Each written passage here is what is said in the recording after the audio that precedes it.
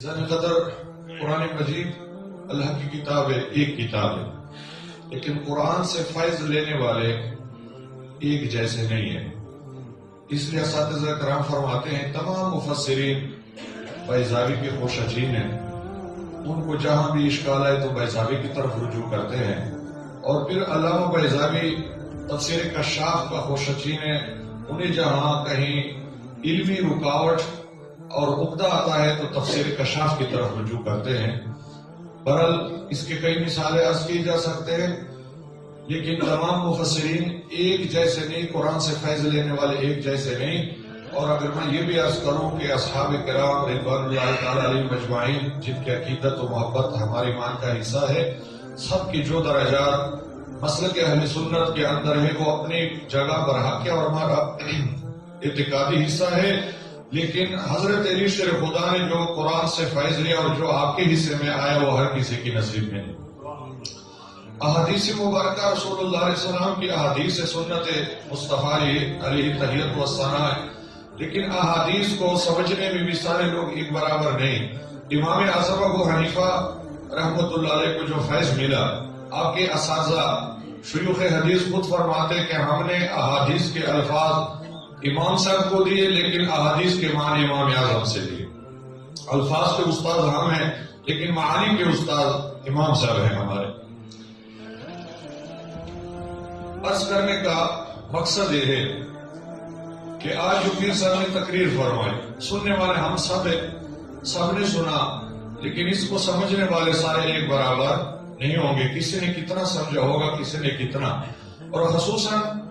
جو حدیث مبارک کی پیر صاحب نے بیان فرمائی۔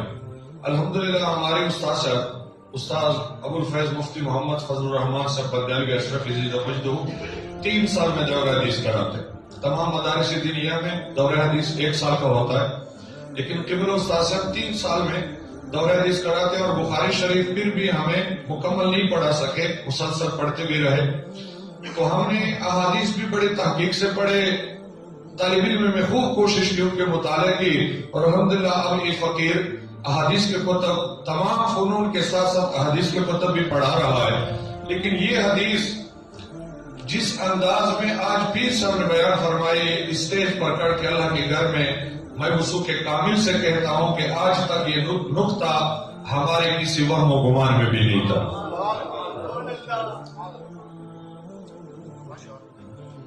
بہت بڑی دلیل ہے، قبلہ شاہ صاحب نے جو تقریر فرمائی، جن باتوں کے سننے کے لیے ہمارے کان ترس گئے اور جس منظر کو دیکھنے کے لیے ہماری آنکھیں ترس گئے، الحمدللہ استان عالیہ گڑھی شریف میں وہ منظر دیکھنے کو بھی ملا اور الفاظ سننے کو بھی ملا، اور اس فقیر کو تو اتنا سکون آیا کہ جیسے کسی کو بہت سخت چوٹ لگے، اور جب ڈاکٹر مرہم لگاتے ہیں تو پہلے وہ چیخ رہا ہوتا ہے، چلا رہا ہوتا ہے، درد سے کرب سے اس کی بے چینی بہت بڑی ہوتی ہے، لیکن جیسا مرہم اسے مل جائے تو آہستہ آہستہ اسے سکون آ جاتا ہے اور بڑی مزے کی نیند آ جاتی ہے۔ قبلہ پیر صاحب کا ہر لفظ ہمارے زخمی دلوں کے لیے آج بہت بڑے مرہم کی صورت میں ظاہر ہو، بڑا سکون ہمیں میسر ہو۔ اور میں تو حیران ہوں، یہ فقیر کی اپنی یہ بھی میں عرض کروں کہ جن اساتذہ سے ہم نے پڑھا انہوں نے ہمیں خوشامد نہیں سکھائی۔ الحمدللہ ہمیں بڑی کمیاں ہیں، بڑے قاصر ناقص ہیں، لیکن خوشامد اور چپلوسی ہمارے ضمیر میں کہیں معمولی سے حصہ بھی اس کا نہیں ہے۔ یہ میں بطور تحدیث نعمت عرض کروں کہ اس دور میں،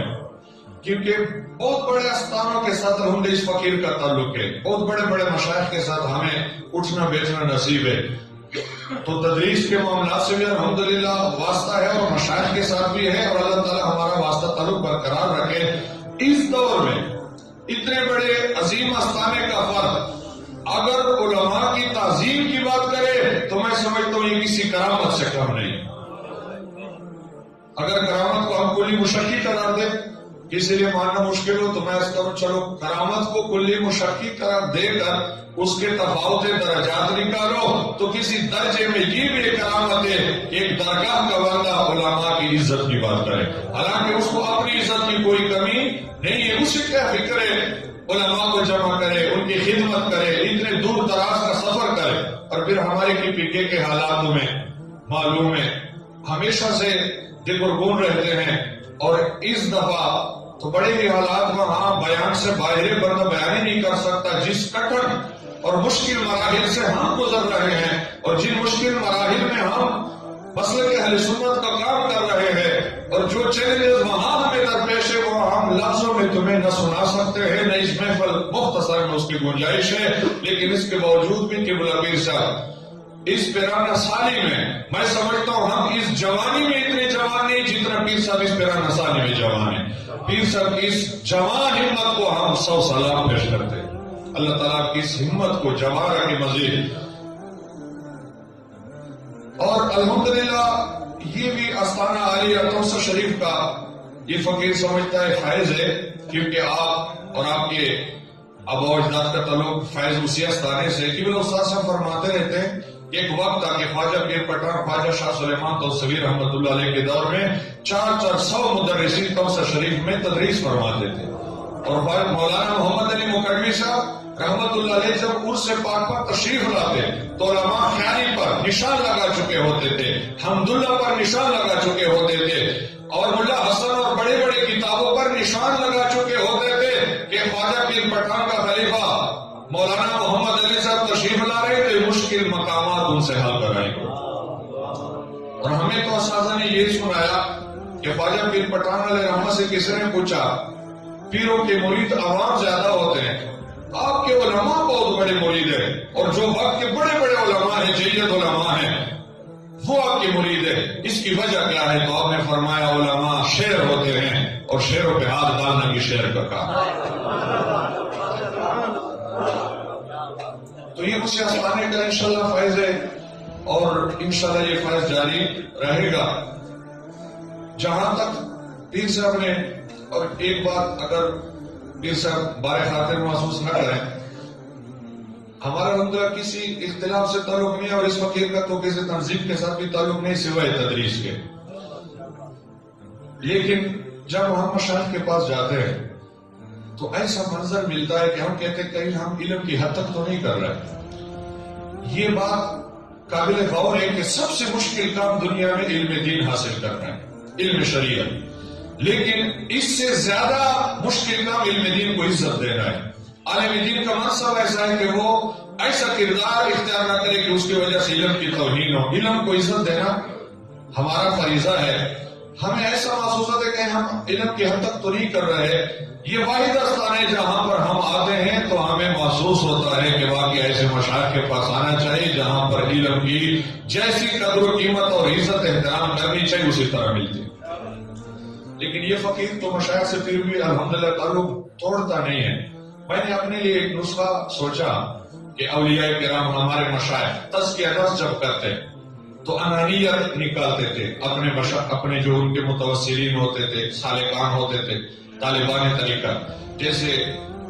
سلطان بہوسر رحمۃ اللہ علیہ فرمایا مجھے شیخ کا حکم ہوا کہ تم نے گداگری کرنی، دروازوں پہ جا کے دستک دینے، مانگنا ہے، بھیک مانگنا ہے۔ اب ان کا مقصد تو بھیک مانگنا نہیں تھا، لیکن یہ ایک تربیت ہے۔ میں نے تو اپنے لیے اس کا سمجھا ہوا ہے، میں اسی لیے بھی مشائخ سے تعلق نہیں توڑتا ہوں۔ میں کہتا ہوں انشاءاللہ اس سے ہماری انانیت نکلے گی، تربیت ہوگا انشاءاللہ۔ جہاں پر مدارس دنیا کی پیر صاحب نے بات کی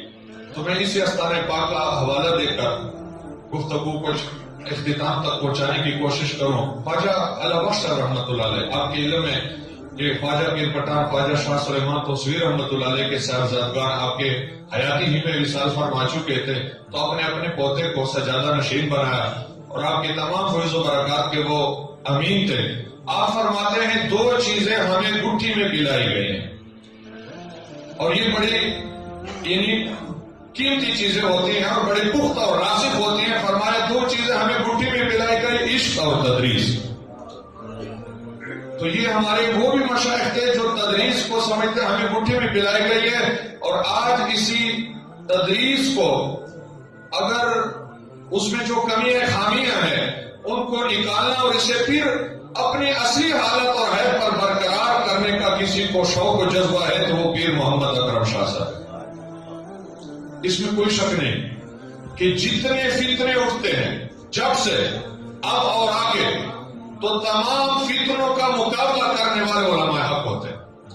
اور عوام کے اور فتنوں کے درمیان سد سکندری علماء حق کی بنتے ہیں۔ جتنے بھی فتنے اٹھتے ہیں، اور خود مرزا قادیانی کو بھی اس چیز کا اعتراف کرنا پڑا کہ جب اس نے جھوٹا دعویٰ کیا نبوت کا، لیکن اس کے باوجود بھی کثیر تعداد میں اس کے جھوٹے امتی بن گئے، اسے بھی اپنے کتابوں میں بر والا اقرار کرنا پڑا۔ اگر علماء حق نہ ہوتے تو جو لوگ بچ گئے ہیں میں ان کو بھی اپنے امتیوں میں شامل کر دیتا۔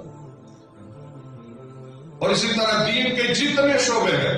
اس میں ہمیں جتنے افراد کی کمی ہے وہ سارے مدارس دینیہ سے حاصل ہو سکتے ہیں،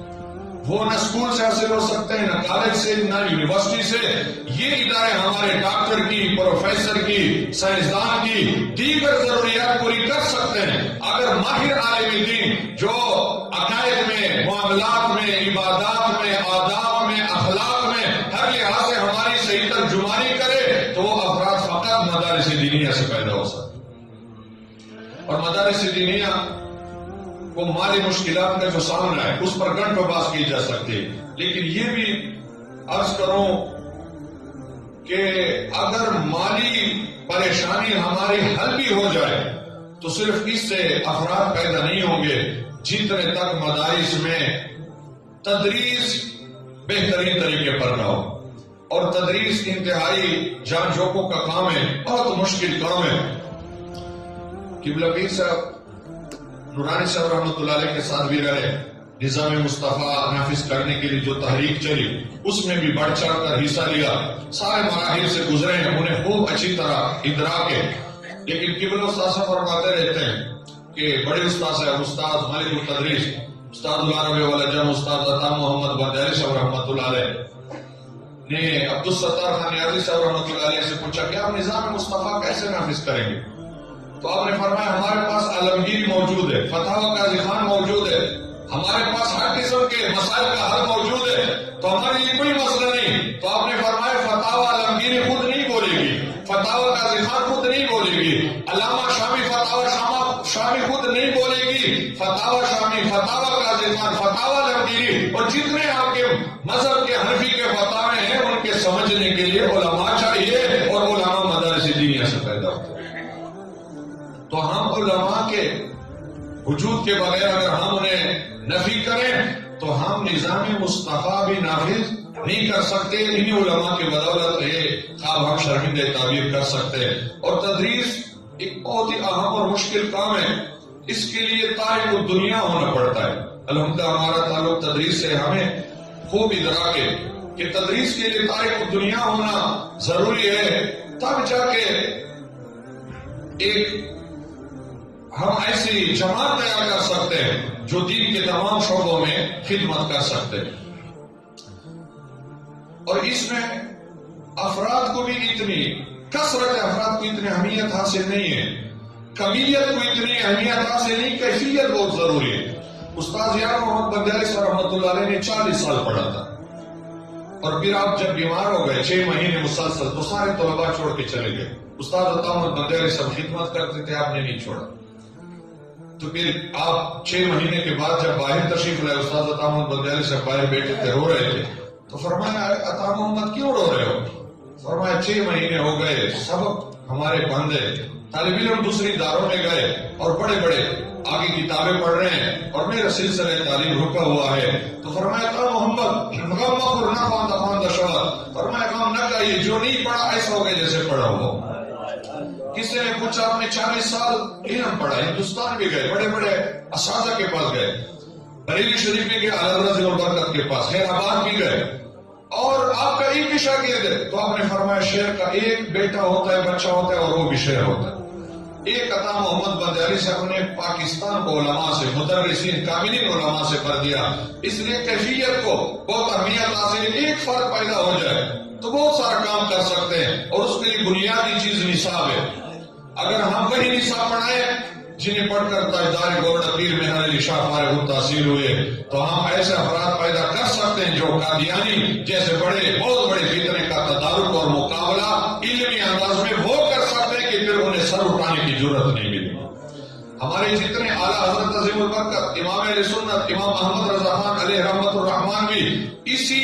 نصاب کو آپ نے پڑھا اور پھر ہمارے متاثر ہوئے. اسی طرح ہم جتنے بھی برصغیر پاک و ہند میں بڑے بڑے نام لے بڑے علماء کے وہ اسی پرانے نصاب کے پیدا کردہ ہیں. ہم یہ بابا کے دوہل کہتے ہیں. میں نے پہلے بھی عرض کیا تھا پہلے میٹنگ میں کہ یہ پرانی باتیں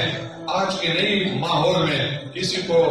اچھی نہیں لگے گی، لیکن ہم کسی کو تکلیف دینے کے لیے نہیں عرض کرتے، اپنا درد دل سنانے کے لیے عرض کرتے ہیں. ہم تو انشاءاللہ جتنے تک دم میں دم ہے جو ہمارے پرانے مشائخ اور اساتذہ کا پڑھا اور پڑھایا ہوا نصاب ہے، جس میں تصوف بھی ہے، جس میں فارسی بھی ہے، منطق و فلسفہ بھی ہے، حدیث و اصول حدیث کی تدریس بھی ہے، اور ہر فن بڑے محنت اور مشقت کے انداز میں طریقے پر پڑھایا جاتا ہے. انشاءاللہ مسلک اہل سنت کی سربلندی کے لیے یہ نصاب ہم پڑھاتے رہیں گے، اور اللہ تعالیٰ ایسے مشائخ کی ہمیں سنگت اور رفاقت نصیب کرے جو اس سفر میں ہمارا ساتھ ہے. میرے ٹوٹے پھوٹے الفاظ میں کوئی جان نہیں ہے، لیکن جو کچھ کہنے کی جرت کی جسارت کی اگر کوئی لفظ کسی کے لیے بائے خاطر بنے معذرت کرتا ہوں. اور پھر دعا گو ہوں کہ قبلہ پیر صاحب نے جس کاروان کو چلانے کی اور جس سے چلانے کی ہمت کر لی ہے، اللہ تعالیٰ کرے کہ یہ قافلہ منزل مقصود تک پہنچے، اور ان آستانوں کے فیوز و برکات سے اللہ تعالیٰ ہم سب کو مالا مال کرے. واخر دعوانا الحمدللہ.